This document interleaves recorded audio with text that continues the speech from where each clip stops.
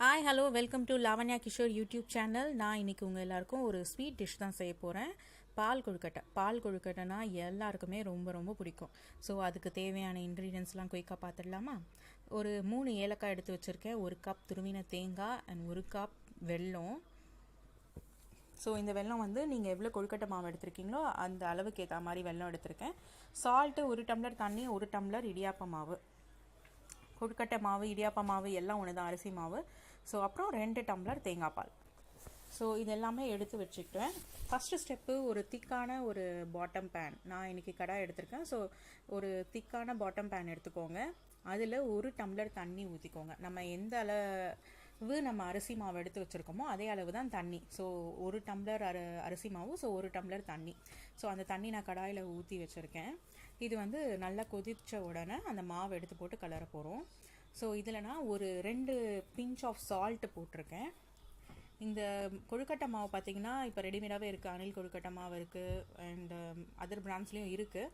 So கொழுக்கட்டை மாவே நீங்கள் use பண்ணலாம். அப்படி இல்லைனா இடியாப்ப மாவு வீட்டில் நம்ம அரைச்சி வச்சுருந்தாலும் யூஸ் பண்ணலாம், இல்லை நார்மல் அரிசி மாவும் நீங்கள் யூஸ் பண்ணலாம்.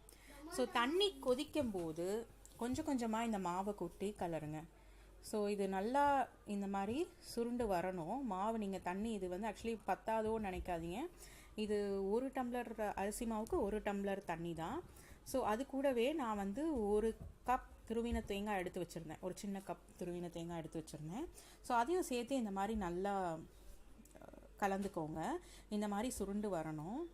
இது வந்து ஆக்சுவலி நீங்கள் வந்து சிம்மில் வச்சுட்டு தான் மாவை கொட்டி கலரணும்.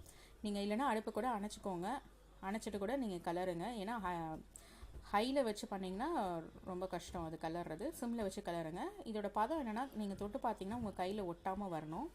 ஸோ இதை நான் ஒரு தனி பிளேட்டில் ட்ரான்ஸ்ஃபர் பண்ணிக்கிறேன். இது முதல்ல ஆறட்டும். நம்ம கை பொறுக்கிற அளவு சூடு வந்த பிறகு இந்த கொழுக்கட்டையை சின்ன சின்னதாக உருட்டி, கொழுக்கட்டை மாவை வந்து சின்ன சின்னதாக உருட்டி கொழுக்கட்டை செய்ய போகிறோம். ஸோ இந்த ஷேப் வந்து உங்களுக்கு என்ன ஷேப் வேணால் வச்சுக்கலாம், லைக் ரவுண்ட் ஆர் ஓவல். ஆனால் இப்போ இந்த மாதிரி குட்டி குட்டியாக ஓவல் ஷேப்பில் பண்ணிங்கன்னா கொஞ்சம் ஈஸியாக இருக்கும், வேகிறதுக்கு ஈஸியாக இருக்கும். ரவுண்டு வந்து பண்ணிங்கன்னா அதுவும் ரொம்ப குட்டி குட்டியாக நீங்கள் ரவுண்ட் பண்ணணும். எவ்வளோக்கு எவ்வளோ நீங்கள் சின்னதாக பண்ணுறீங்களோ அவ்வளோ சீக்கிரம் வந்து கொழுக்கட்டை வேகும் அண்ட் சாஃப்டாகவும் இருக்கும். ரொம்ப பெருசாக பண்ணிங்கன்னா மேல் மாவு வெந்துட்டு உள்ளே இருக்க மாவு வந்து வேகாமல் இருக்கும். ஸோ அது நம்ம செஞ்சு முடித்த பிறகு ஒரு அகெயின் திக் பாட்டம் பேன், பெரிய நல்ல அகலமான பேன் எடுத்துக்கோங்க. அதில் 2 டம்ளர் பால் ஊற்றிருக்கேன், 1 டம்ளர் தண்ணி ஊற்றிருக்கேன். ஸோ அது வந்து நல்லா தண்ணியாக இருக்கணும். ஏன்னா அது கொழுக்கட்டை எல்லாமே வேக போகுது அந்த பாலில் தான். நார்மல் ஆவின் காசின பால் தான் நான் எடுத்திருக்கேன். அதுக்கு இந்த நம்ம கொழுக்கட்டையெல்லாம் நம்ம உருட்டி வச்சுருந்தோம் இல்லைங்களா, அதுலேருந்து ஒரு 5-6 கொழுக்கட்டையை எடுத்து தேங்காய் பாலில் கரைச்சி வச்சுக்கோங்க. தேங்காய் பால் இல்லைனா தண்ணி இல்லை பால்லையும் நீங்கள் கரைச்சி வச்சுக்கலாம். அது எதுக்குன்னா திக்னஸ்க்காக. ஸோ இந்த பால் தண்ணி சேர்ந்து நல்லா கொதிக்கும் போது கொஞ்சம் கொஞ்சமாக இந்த கொழுக்கட்டைங்களை ஆட் பண்ணிகிட்டே வாங்க. மொத்தமாக கொட்டி கலர்னா கொழுக்கட்டை உடஞ்சி போக சான்ஸ் இருக்குது. ஸோ கொஞ்சம் கொஞ்சமாக கொட்டி கலருங்க. ஸோ நான் இப்போ கொஞ்சம் கொஞ்சமாக எடுத்து கொழுக்கட்டையை வந்து இந்த பாலில் கொட்டி கலந்து விட்டுட்ருக்கேன். இதை நீங்கள் ஹையில் வச்சு கொஞ்சம் நேரம் கொதிக்க விடலாம். ஸோ இப்போ பார்த்தீங்கன்னா மேலே வந்து உங்களுக்கு கொழுக்கட்டைலாம் மிதந்து வருது இல்லையா, அப்படின்னா அது வெந்து வருதுன்னு அர்த்தம். இது வந்து ஒரு 5 மினிட்ஸ் நீங்கள் ஹையில் வச்சு, அதாவது கொதிக்கிற ஸ்டேஜுக்கு வரணும் அது வரைக்கும். ஸோ ஒரு 2 மினிட்ஸ்க்கு ஒன்ஸ் வந்து நீங்கள் ஒரு வாட்டி கலரை விடுங்க. கைவிடாமல் கலராதீங்க, கொழுக்கட்டை வந்து உடஞ்சி போக சான்ஸ் இருக்குது. ஸோ நல்லா கலரை விடுங்க. ஸோ இந்த மாதிரி கொதித்து கொழுக்கட்டை மேலே மிதந்து வருது. ஸோ அப்படின்னா அது வெந்துட்டுருக்கு. ஸோ பால் வந்து ரொம்ப தண்ணியாக இருக்கணுங்க. எதுக்குன்னா வந்து கொழுக்கட்டை வேக வேக இந்த பால் வந்து நல்லா திக்னஸ் கொடுக்கும். ஸோ அதனால் எவ்வளோக்கு கொஞ்சம் நல்லா தண்ணியாக இருக்கணும். அதுவும் இல்லாமல் நல்ல ஒரு அகலமான பாத்திரத்தில் இருந்தால் தான் வந்து கொழுக்கட்டை வந்து உடையாமல் ரொம்பவும் கட்டிப்படாமல் நல்லா வரும். இப்போ நான் அடுப்பை சிம்மில் வச்சுட்டு மூடியிருக்கேன். ஒரு 5 மினிட்ஸ் மூடி இருக்கட்டும். அதுக்குள்ளே நான் இப்போ வந்து அதில் வெல்லம் சேர்க்க போகிறேன். வெல்லம் சேர்க்கறதுக்கு முன்னாடி ஒரு கடாயில் வெல்லத்தில் ஒரு 3 ஸ்பூன் தண்ணி விட்டு அதை கரைய விடுங்க. நீங்கள் டேரெக்டாகவும் வெல்லம் போடலாம், பட் டேரெக்டாக வெல்லம் போட்டு ரொம்பவும் நம்ம கலந்தோன்னா அது கொழுக்கட்டையை வந்து கரைச்சிடும், இல்லைனா உடஞ்சிடும். ஸோ அதனால் அதுவும் இல்லாமல் வெல்லத்தில் தூசி மண் எப்பயுமே இருக்கும் இல்லையா. ஸோ நம்ம என்ன டிஷ் பண்ணாலுமே ஒரு வாட்டி இந்த மாதிரி உருக்கிட்டு அதை ஃபில்டர் பண்ணி ஊற்றுனீங்கன்னா அந்த மண் அதெல்லாம் இல்லாமல் நல்லாயிருக்கும். ஸோ அதனால் நான் என்ன டிஷ் பண்ணாலுமே எப்பயுமே வெல்லத்தை வந்து இந்த மாதிரி கரைச்சி அதை ஃபில்டர் பண்ணி தான் யூஸ் பண்ணுவேன். ஸோ இது நல்லா கரையட்டும். கரைச்ச பிறகு ஒரு ஃபில்டர் எடுத்து, இரும்பு ஃபில்டர் எடுத்து அதை வந்து நான் இந்த ரெடி ஆகிட்டு இருந்த வெந்த பிறகு இந்த வெல்லம் போட்டு கொஞ்சம் நேரம் கொதிக்க விட்டுருக்கேன்.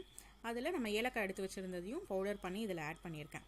ஸோ இந்த ஸ்டேஜில் நீங்கள் வெல்லம் வாசனை போகிற வரைக்கும் தான் இதை கொதிக்க விடணும். ஸோ இதை நல்லா கலந்து விட்டுக்கோங்க, அடி பிடிக்க சான்ஸ் இருக்குது.